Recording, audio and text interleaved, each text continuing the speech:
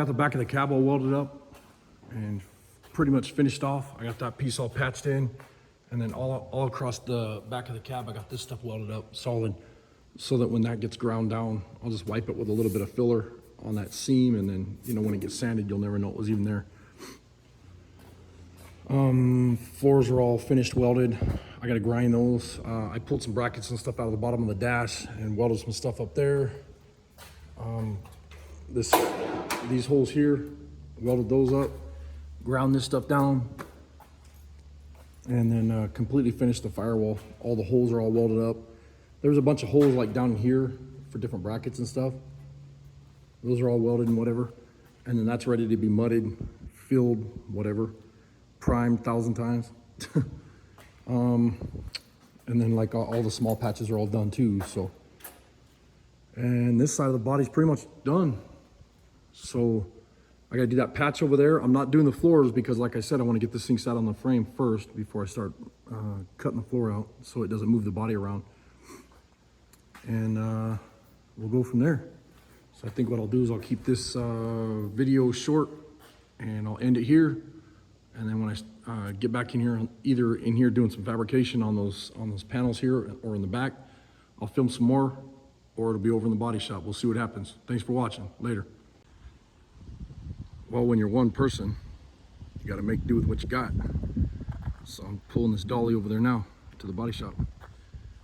Get this body over there and get it jacked up, cleaned up, prepped, body worked and primed and everything else.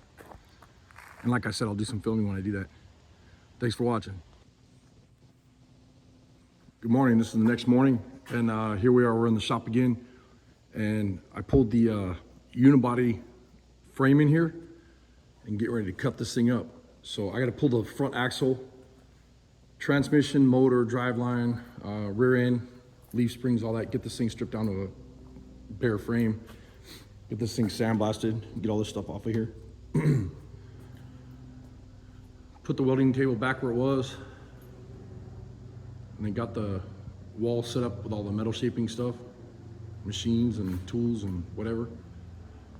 And then check that out. Boom. Finally got this damn thing out of the shop. You can see where the chimney was, and the chimney came down. This is where that ginormous, let me get over here so you don't have such a glare. This is where that giant wood stove was. So it's out of here. And now I can work on Rogue. I have the whole shop set up so that when that frame gets stripped, I can get everything out of here and I can work on Rogue and not be bothered. So everything's caught up, everything's cleaned up.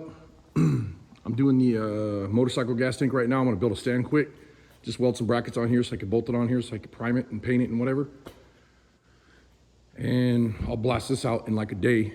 I'll get everything stripped out, you know, because like the brake lines, they just get cut. The rubber lines get cut because everything's gonna be new on it. This is getting airbagged and everything. So I'll actually put this not on this table, but on my frame table.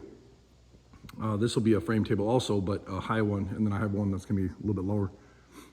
So I'll get the motor pulled out and get all that stuff done and go from there. Next couple days, I'll give you guys some updates, but I'm super busy right now. So I'm gonna get out of here. You guys have a good day. Appreciate you watching. Later. So I got the bracket welded on here. Maybe if you guys could see. So I got this bracket here. It's still hot. I literally did this in like 15 minutes. Cut a piece of angle, welded a bolt in it, and then took a piece of tubing, cut it down to 4 1/4, and then 9 inches here. And then I made it where the tank will just lock on there. That way I can get this thing locked on like this. And just drop it down, put a nut on it, and then that way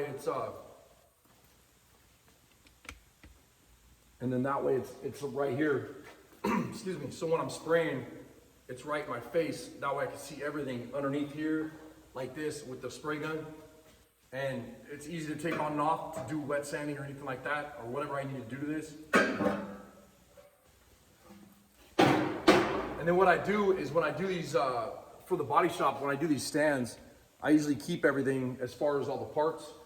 Now, this one below here is for another style motorcycle, and then I have about 5 or 6 different contraptions that go on here for different style motorcycles like Sportsters or full-size Harley Davidsons or dressers or whatever. And then now I have one for the Honda ATV, ATC, whatever the hell it's called, three-wheeler. I know I'll never do another one of those tanks, but I will still, when I'm done with this, I'll cut these brackets off and I'll just toss them in my storage for this these tank stands. That way I don't have to make them again, and you're not wasting time, you know.